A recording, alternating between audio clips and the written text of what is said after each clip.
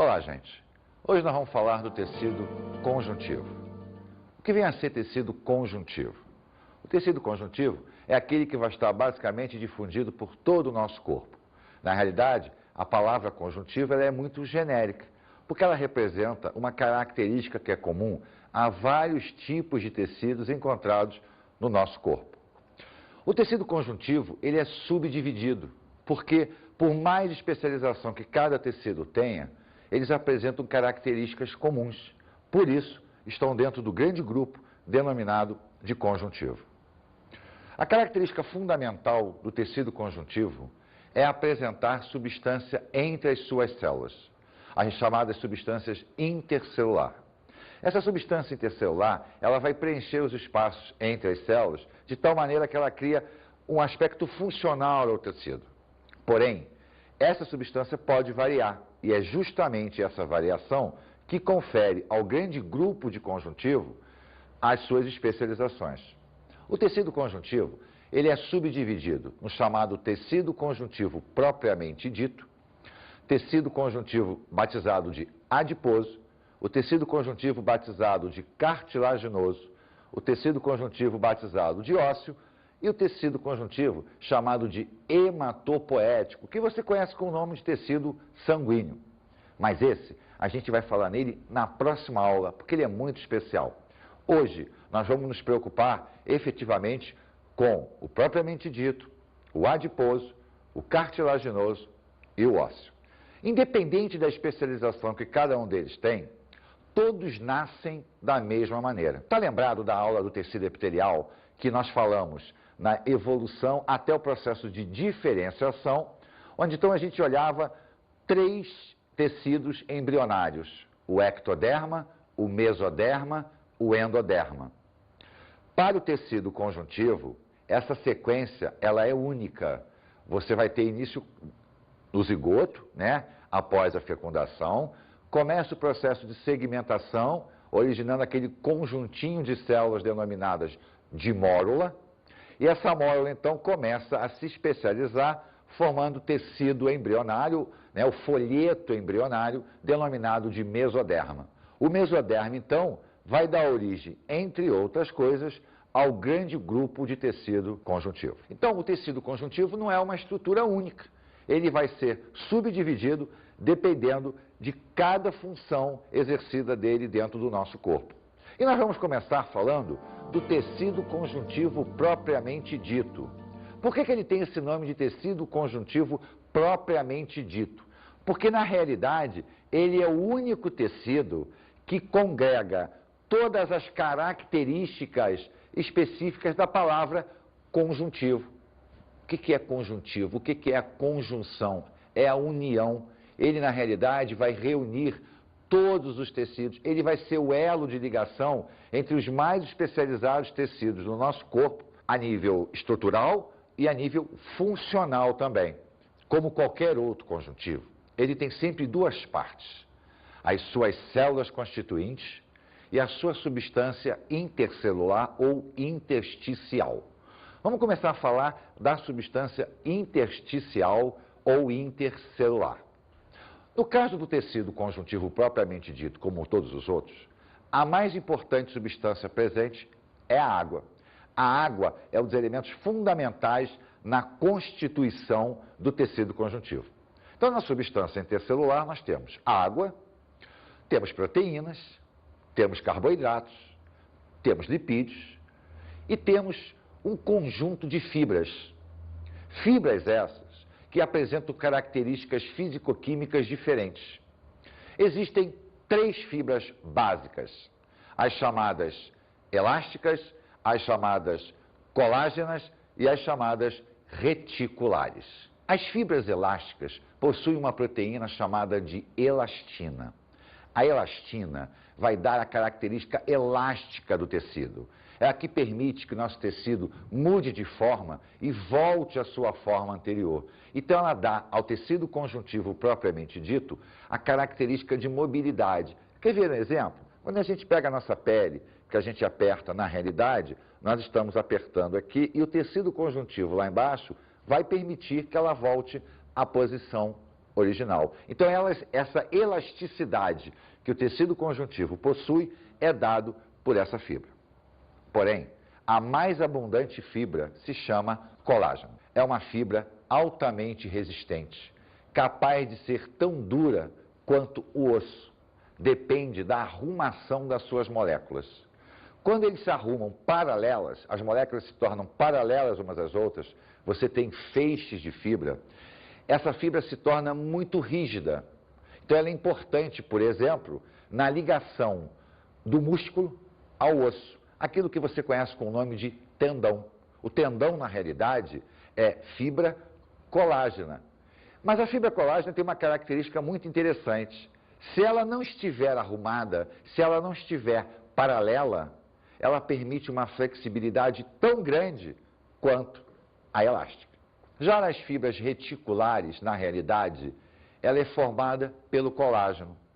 Só que são proteínas colágenas bem fininhas, formando uma rede, daí o nome reticular. Na realidade, essa estrutura está muito ligada ao nosso sistema imunológico e ao nosso sistema produtor de células sanguíneas, lá o tecido hematopoético.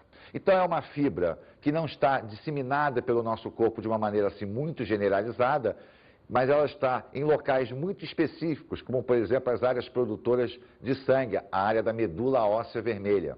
E, óbvio, a gente encontra ela pelo corpo nas áreas do sistema reticular, que é o sistema ligado à parte imunológica. Então nós vimos 3 fibras, colágena, elástica e reticular. Só que a arrumação delas, associada às proteínas, vão caracterizar o tecido conjuntivo propriamente dito de 2 formas, frouxo e o denso.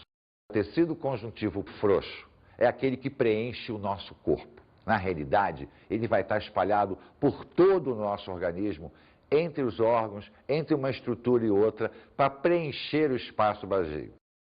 Então ele é amorfo, ele não tem uma forma definida, ele vai se moldar dependendo da região onde ele se encontra. Há uma predominância de água, há uma predominância de proteínas, para que ele tenha uma certa densidade e com isso possa preencher o espaço. Já o denso pode se apresentar de 2 formas, modelada ou não modelada. A não modelada também nós encontramos por todo o corpo. É a famosa derme. Lembra dela que nós estudamos lá no tecido epitelial? Pois é, a derme é tecido conjuntivo propriamente dito, denso, não modelado. Por que ele é não modelado? Porque ele não tem uma organização das fibras colágenas. Elas se arrumam para dar uma certa resistência, mas elas não têm aquele paralelismo que nós tínhamos comentado. Com isso, ele não tem uma forma prévia. Ele tem um aspecto de uma base, mas não um detalhe, uma forma assim pré-definida. Já o modelado, não. O nome está dizendo, ele ganhou um modelo. As fibras se colocam paralelas, dando a máxima resistência possível. É a formação do tendão. O tendão que liga a estrutura muscular ao osso são fibras colágenas, que ao se colocarem em paralelo, formam o chamado tecido conjuntivo propriamente dito, denso, modelado. Então repara que o tecido conjuntivo propriamente dito, ele está em todo o nosso corpo. Vamos falar agora das células dele. Cada célulazinha tem um papel fundamental em toda essa maquinária conjuntiva. A primeira célula é o fibroblasto. O fibroblasto, o nome está dizendo, ó, fibro. A finalidade dele é formar fibras, é dar a constituição do tecido. Ele é o responsável por montar as estruturas do tecido. Só que a gente tem que entender que toda estrutura celular, ela tem o seu momento de ápice metabólico, quer dizer, ela pode produzir, ou ela tem aquele momento de descanso dela. E a terminologia utilizada, ela é muito ligada a isso. Quando a gente fala no fibroblasto, a palavra blasto está dizendo para a gente que a célula está em plena atividade. É uma célula jovem com capacidade de produzir. Quando a gente fala in situ, o fibrócito, por exemplo, que é a mesma célula, só que agora ela está num sentido de descanso, ela reduz a atividade metabólica dela. Mas a gente tem que entender e lembrar sempre que uma célula é capaz de passar de uma área não metabólica para a metabólica e vice-versa. Quando o nosso tecido está montado, o fibroblasto passa a condição de fibrócito. É uma célula mais fusiforme que vai ficar imóvel, vai ficar no seu metabolismo basal, apenas para mantê-la viva.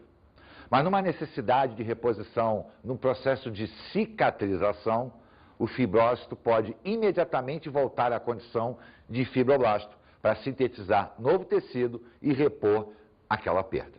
A nossa segunda célulazinha é o adipócito. O adipócito é uma célula globosa, gordinha, capaz de acumular gordura. Lembre-se que a gordura é a nossa reserva energética. Então o organismo guarda a gordura justamente nessas células. Por isso a gordura engorda, porque a célula expande e com isso expande todo o tecido da gente. Só que para nós mamíferos, o adipócito tem uma grande função, além de guardar gordura. Ele se coloca abaixo da nossa derme, formando um tapete, um isolamento entre a nossa pele e a parte interna do nosso corpo. Essa camada de gordura, essa camada de adipócitos, ganha o nome de panículo adiposo. E ele vai isolar o organismo do meio ambiente, fazendo com que a gente não perca calor e também não ganhe em excesso. Porque nós somos animais de temperatura interna constante. Então ela não deve sofrer variações em relação ao meio ambiente. Então essa camada de gordura, já que a gordura é um excelente isolante, vai manter o nosso organismo isolado do meio ambiente. A nossa terceira célula é o mastócito. O mastócito, ele é produtor de duas grandes substâncias, a histamina e a heparina. A histamina tem a característica de aumentar a permeabilidade dos vasos sanguíneos. Ele torna o capilar mais permeável, permitindo a saída do plasma, inundando o tecido. Isso é importante para favorecer um processo chamado de diapedese, que é a saída das células de defesa de dentro da corrente sanguínea para o tecido conjuntivo. Só que quando as células saem, o plasma sai junto, provocando então a inundação do tecido, o que caracteriza o edema. O edema, então, é a inundação do tecido por plasma, principalmente pela ação da histamina. As pessoas alérgicas têm uma resposta à histamina muito grande, por isso a região que está com alergia, ela incha. Então a histamina, ela é importante, só que ela de vez em quando cria um probleminha para o nosso organismo ao se tornar exagerado nos processos alérgicos. A outra substância é a heparina. A heparina é o nosso anticoagulante natural. Ela faz com que o nosso sangue não coagule dentro dos nossos vasos sanguíneos. Ela mantém o processo de coagulação parado, até que seja necessário. Porém, para que a heparina deixe que o processo aconteça, nós temos outras substâncias que vão inibir a sua ação. Então, o mastócito produz duas substâncias que, para o funcionamento orgânico, são essenciais: a histamina e a heparina. Acontece que nós temos um quarto grupo celular que, na realidade, ele é o stand-by, o alicerce de todo esse funcionamento, que são chamadas células mesenquimais. A finalidade delas é originar qualquer uma outra célula, porque a célula mesenquimal, ela guarda a propriedade embrionária, a propriedade de se tornar diferenciada. Essa célula, ela é considerada tecnicamente como uma célula indiferenciada, ou seja, ela não tem uma forma definida. Dependendo da necessidade, ela vai se diferenciar no mastócito, por exemplo, no fibrócito, por exemplo. Então, ela guarda uma característica embrionária para ser usada pelo nosso tecido dentro de uma necessidade muito grande. A nossa próxima célula denomina-se macrófago. O macrófago, como o nome está dizendo, é uma grande célula comedora. Fago é comer, macro é grande. Na realidade, ela é uma grande célula de defesa. A finalidade dela é patrulhar o nosso organismo. Ela é a nossa primeira linha de combate celular. Qualquer invasão que o nosso tecido ocorra, tenha por um micro-organismo, uma bactéria, um vírus, um protozoário, qualquer coisa, o macrófago será a primeira linha de combate. Só que essa célula não nasce no TCPD, ela nasce na corrente sanguínea, numa outra chamada de monócito.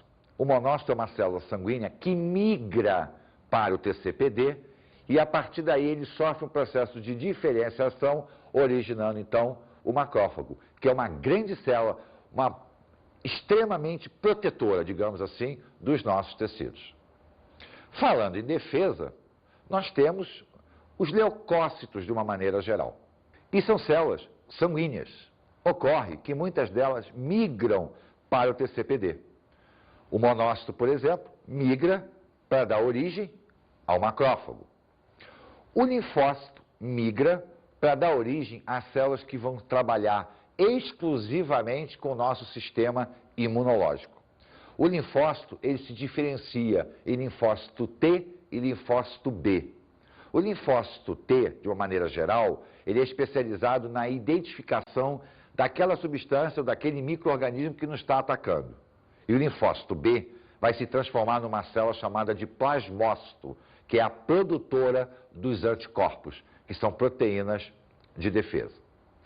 Uma outra célulazinha sanguínea chamada de eosinófilo tem a característica de trabalhar com reações alérgicas. Ela responde na proteção do nosso organismo em produtos que nós consideramos como alérgenos ou também em infecções parasitárias. Então, quando nós temos uma eosinofilia, quer dizer, o aumento da quantidade de eosinófilos, é porque algum parasita ou alguma reação alérgica está acontecendo com a gente. E a grande, talvez a maior célula em nível quantitativo do nosso corpo são os neutrófilos. Os neutrófilos têm uma capacidade de fagocitose muito intensa. É o maior quantitativo sanguíneo e está presente no nosso tecido conjuntivo também para auxiliar os macrófagos nesse combate. Então nós temos grandes células de defesa que trabalham dentro do nosso TCPD. Acontece que o tecido conjuntivo, propriamente dito, ele está muito ligado a um processo que é o terror dos seres humanos, principalmente das mulheres, a celulite. Vamos ver o que as pessoas pensam da celulite, o que elas acham que é a celulite. Vamos à enquete.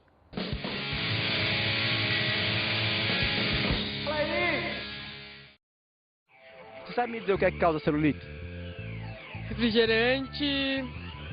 Ah, não sei, acho que fritura que deve causar. Maus hábitos alimentícios e uma predisposição genética. Uhum. Você sabe me dizer em qual tecido ela se encontra? Conjuntivo. O que causa celulite?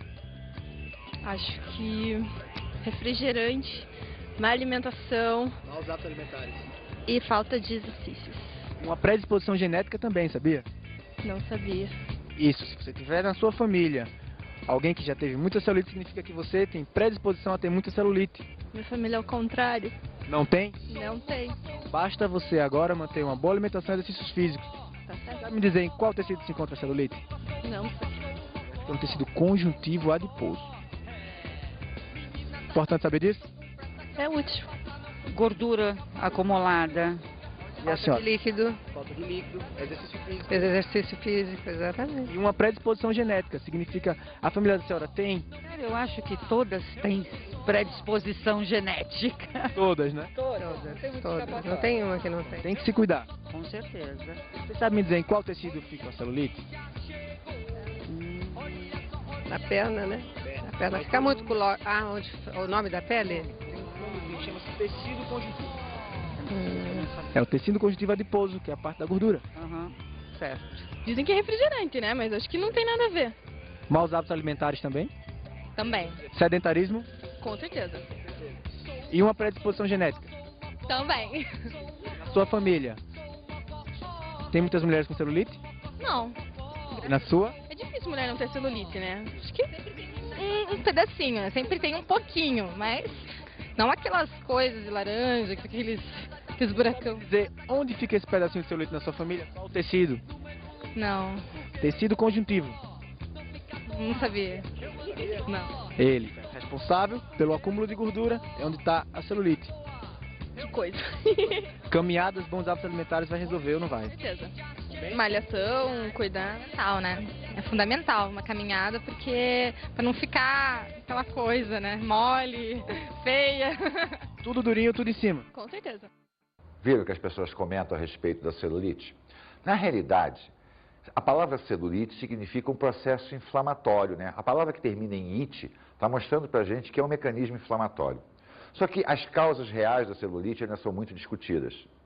Sabe-se que não é apenas um processo de gordura, acúmulo de gordura, e sim vários fatores que predispõem uma alteração na irregularidade das camadas conjuntivas.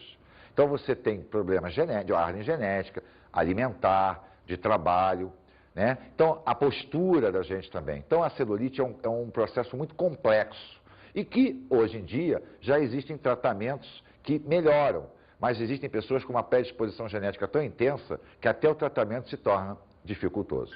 Vamos falar agora do tecido conjuntivo chamado de tecido adiposo. Na realidade, esse tecido adiposo, ele é a arrumação das células adiposas, que nós encontramos no TCPD, né? Então, o tecido adiposo é quando as células adiposas se arrumam numa região abaixo da derme, que nós chamávamos de hipoderme. Hoje, modernamente, a gente se refere a essa região chamada de tecido celular subcutâneo. Na realidade, ele é o panículo adiposo, aquela camada de gordura que isola o meio interno do nosso organismo do meio externo. Então, ele é extremamente importante para os mamíferos, visto que os mamíferos são animais endotermos, temperatura interna é constante. Além disso, é a região onde nós guardamos gordura, a nossa reserva energética. Então, o tecido adiposo, ele se confunde muito com o tecido propriamente dito, né? O conjuntivo propriamente dito. O terceiro tecido é o chamado tecido cartilaginoso. Não confunda tecido cartilaginoso com cartilagem, porque a cartilagem já é a estrutura formada a partir do tecido cartilaginoso. Como ele é um tecido conjuntivo, ele tem a sua substância intercelular e as suas células. Na sua substância intercelular, nós temos a água, proteínas, colágeno e temos também um ácidozinho chamado de ácido hialurônico. O ácido hialurônico é a nossa cola. Na realidade, ele está presente em todos os nossos tecidos, porque ele favorece a união entre as células. No caso do tecido cartilaginoso, ele vai permitir o agregamento das partículas junto com as células do tecido, formando um tecido que tem uma flexibilidade muito grande. E duas fibras fazem parte desse constituinte, colágeno e a elástica. Então, aquelas fibras que nós já vimos no TCPD estarão presentes também no tecido cartilaginoso. As suas células são inicialmente denominadas de condroblastos. Os condroblastos são células de alta atividade metabólica que vão montar esta substância intercelular. Só que à medida que o tecido vai se formando, ele vai se tornando mais denso. E o tecido cartilaginoso, ele tem uma característica, ele não é vascularizado. Ele não tem vaso sanguíneo. Se ele não tem vaso sanguíneo, ele não recebe nutrientes nem oxigênio. Essas células, então, os condroblastos, à medida que vão terminando a montagem da substância intercelular, que nós chamamos de matriz cartilaginosa, a densidade fica tão grande que o oxigênio não consegue penetrar. E aí as células vão reduzindo a atividade metabólica dela. Elas vão ficando menores, menores, menores, até que a atividade metabólica simplesmente para. Não para de a célula estar morta, mas reduz a níveis mínimos, só para manter a célula viva. Nesta situação, ela deixa de se chamar condroblasto e passa a se chamar condrócito. Bem, mas o tecido tem que ser nutrido. Ele vai ganhar, então, um tecido conjuntivo por fora dela, o pericôndrio. O pericôndrio é um tecido conjuntivo que reveste o tecido cartilaginoso e por onde existem vasos sanguíneos, permitindo, então, a nutrição das células do tecido cartilaginoso. Mas o tecido cartilaginoso, após essa arrumação, vai dar origem às cartilagens. E nós reconhecemos 3 tipos de cartilagem: a hialina, a elástica e a fibrosa. A hialina é a mais abundante cartilagem do nosso corpo. Na realidade, ela forma o molde do esqueleto do feto. Durante o processo de desenvolvimento fetal, todo o esqueleto é moldado, na sua grande maioria, pela cartilagem hialina, para depois ser substituído por tecido ósseo. Ela está presente também em várias partes, nas extremidades do nosso osso, onde existem as articulações, justamente para permitir que os nossos ossos se movimentem. Ela, por exemplo, forma a cartilagem do tubarão, aquela famosa que o pessoal vende na farmácia. Pois é, o tubarão é um peixe condricte e ele tem toda a sua estrutura formada por cartilagem hialina. A elástica tem uma predominância daquela substância chamada de elastina. Ela é mais flexível, ela tem uma maior elasticidade. Ela está, por exemplo, formando a glote, que é a separação do sistema respiratório e do sistema digestório. Ela forma o nosso pavilhão auditivo, né? A área externa da nossa orelha. E a fibrosa, o nome está dizendo, é a mais resistente, predomínio de colágeno. Ela está presente nas regiões onde há necessidade de amortecer o impacto. Os meniscos, por exemplo, os chamados discos intervertebrais, aqueles que ficam entre as vértebras da nossa coluna vertebral. A finalidade é amortecer o impacto provocado pelo sistema ósseo. Então, o nosso esqueleto sempre vai ter amortecedores nas áreas de maior impacto, nos joelhos, por exemplo, e na nossa coluna vertebral. Então, a cartilagem, ela é importante na estrutura como um todo. E ela, na realidade, vai ser o primórdio do esqueleto, que será formado pelo osso. Isso leva a gente a falar do tecido ósseo, que também não é osso. O tecido ósseo dá origem ao osso, porque o osso não é um tecido, ele é um órgão. Mas isso a gente fala depois. O tecido ósseo não foge àquele padrão, substância intercelular e célula. Substância intercelular do tecido ósseo: água, sempre presente, fosfato, cálcio e colágeno. São os elementos principais da constituição do tecido ósseo. As célulazinhas responsáveis por essa montagem se chamam osteoblastos. Os osteoblastos, então, são células de grande expansão citoplasmática que vão começar a formar o tecido, incorporar cálcio, incorporar fósforo, produzir colágeno, ou seja, vão montar a matriz óssea, que é a substância intercelular. Mas à medida que a matriz vai ficando pronta, as células vão reduzindo a sua atividade metabólica.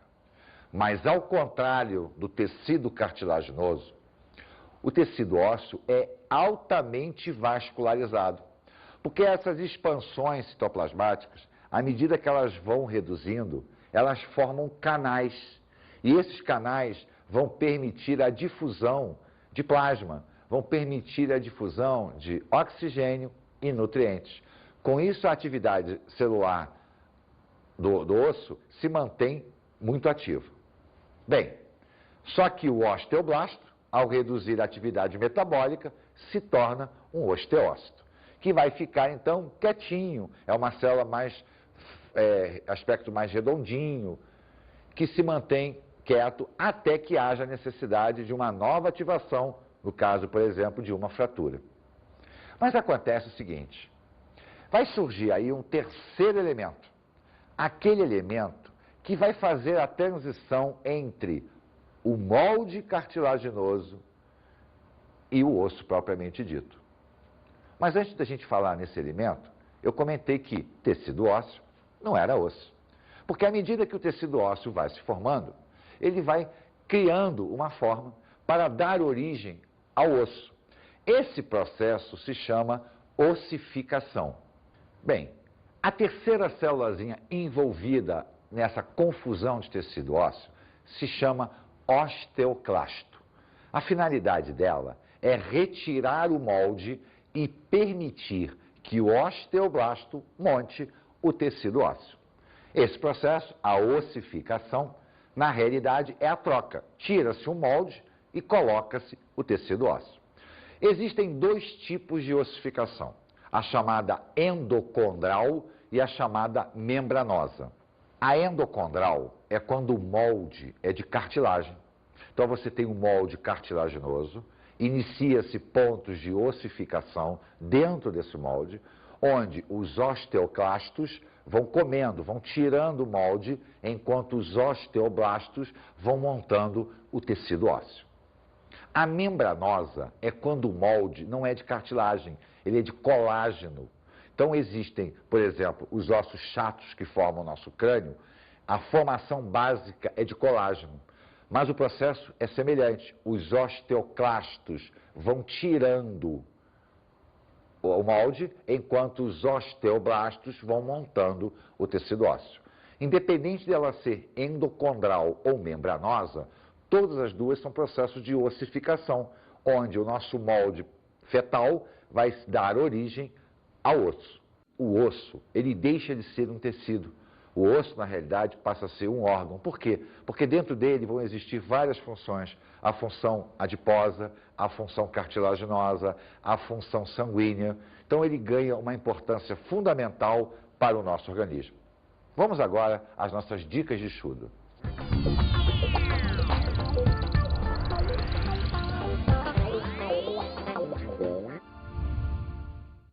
Bem, hoje nós falamos do tecido conjuntivo. Então estude o tecido conjuntivo, as características gerais. Passe então a olhar cada detalhe, o propriamente dito, suas células, sua substância, o cartilaginoso, o ósseo, o adiposo. Veja as células que têm uma ligação entre cada um desses tecidos. Lembre-se, o conjuntivo forma um grande grupo. Então, nós até temos que estudá-lo de maneira isolada, mas é importante que você entenda o grande conjunto. Um grande abraço.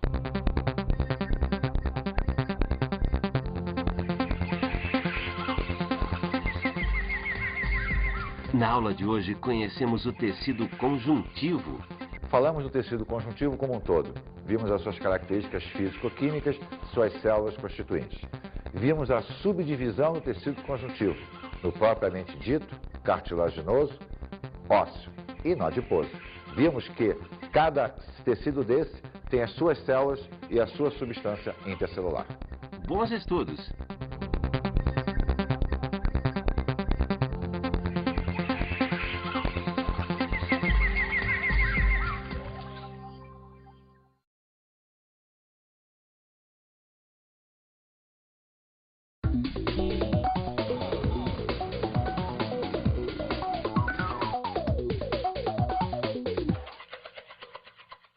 Bem, colega, nós sabemos que o tecido conjuntivo talvez seja o maior de todos os tecidos.